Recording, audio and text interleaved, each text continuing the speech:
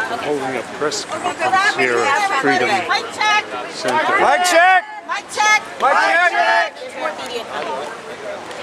Wait a minute, let this camera get in. Okay. Can everybody kind of move back? Okay, we are going to start. We are Women Occupy San Diego. And start all over again. We are Women Occupy San Diego, and we are here for a press conference. And let me introduce to you our speaker, Stephanie Jennings. Good afternoon, everyone. I'm going to just read a brief statement, and we'll do a couple of things, and then I'll take questions from you if you have some. Again, my name is Stephanie Jennings, and I am a 51-year-old worker and wife and mother, and a San Diego resident for 25 years. And I'm also the co-founder of a group called Women Occupy San Diego. Last Saturday night, after volunteering for a few hours at the Junior Theater and watching my daughter perform in Balboa Park, I went down here to the Civic Center to join other women in our singing group that we call the Acapella Chorus. We take familiar tunes like Broadway classics, and we sing lyrics that bring attention to the problems of corporate influence on government and other economic issues. We were singing to the audience that was coming to the Civic Center, that was coming to see the Jerry Seinfeld show. Women Occupy San Diego was formed partly to show that people from all walks of life support the Occupy movement and the need for justice for 99% of Americans. Women Occupy seeks to draw attention to the issues that unite us. I am currently being treated by my physician for injuries sustained during the arrest that occurred on Saturday. I am also a kidney transplant patient with a heart condition, and as such, I also must say that my treatment throughout the process was abhorrent. I explained my need to take anti-rejection medications at a certain time of day, and my need for my heart medication. Both of these concerns were not addressed during my unlawful detention. My lawyer has advised me not to speak about too many of the details of the arrest. However, there is a YouTube video that shows a portion of what transpired when I was arrested, and you can clearly see how I was treated. There are eyewitnesses who will testify to what they saw during the arrest.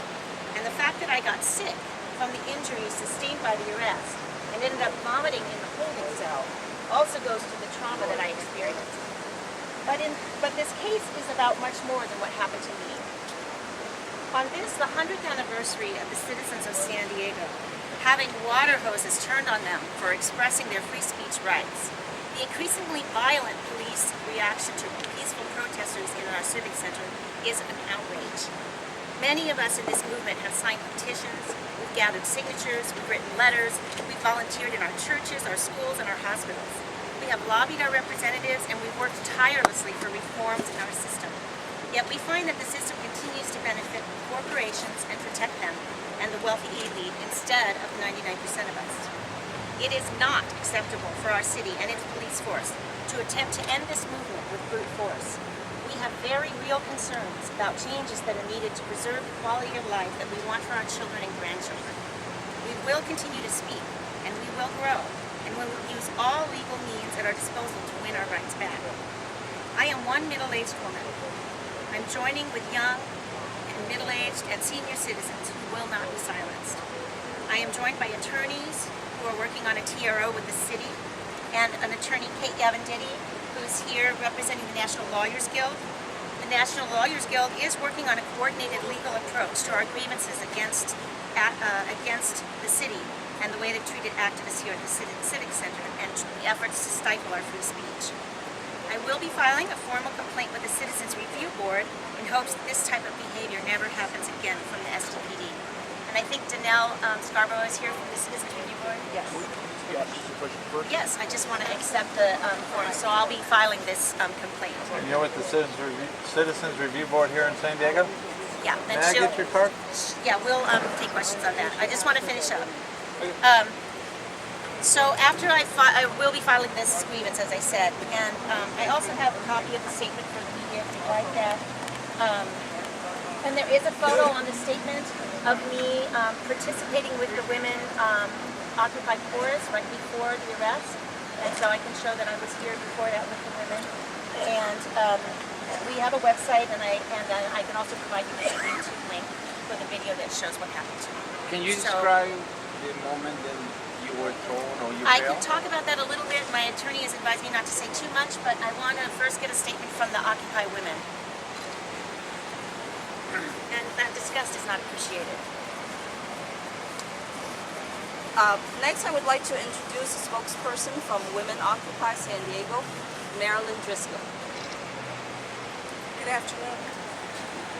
Women Occupy San Diego is an all-volunteer group of taxpayers, voters, and community members from all walks of life and all ages. Many of us are mothers and grandmothers, and all of us are concerned about the economic injustice and corruption of democracy that threatens the future of our country. Something horrific happened to our friend Stephanie Jennings this weekend. The city of San Diego owes us answers about why this upstanding, involved citizen was injured and wrongly accused while peacefully exercising her free speech rights. We ask Mayor Sanders to assure the people of San Diego that they can safely express their opinions on political issues in our Civic Center Plaza and elsewhere. It would be a tragedy for our democracy if this mistreatment and wrongful arrest of Stephanie Jennings causes others in the community to censor their own free speech out of fear. Women Occupy San Diego will continue to fight through education and peaceful protest for changes necessary to ensure the economic fairness for the 99% of Americans who are not billionaires and CEOs. Thank you. We have a couple more speakers, so let them know. Okay, next, I'd like to introduce a local attorney, Brian Pease. He has represented numerous arrestees from the Occupy movement. All right. My name is Brian Pease. I'm an attorney for some of the Occupy protesters, and I'm here to support Stephanie Jennings. How do you spell your name? It's BRYANPEASE. What we're seeing right now with the Occupy movement is that it's being backed up by the largest pro bono lawyer mobilization in the country since the 60s. So lawyers will step up to defend civil liberties, and we're going to ensure. And I don't expect these charges against Stephanie to go anywhere. They're ridiculous. It's an embarrassment to the city what happened to her. And the next step is she has an arraignment scheduled where she's supposed to appear in court, and it's essentially up to the city attorney to review the case and determine if there's probable cause to go forward with a prosecution. If that happens, which I don't expect it will, because it's such a ridiculous, weak case, that the allegations against her essentially is she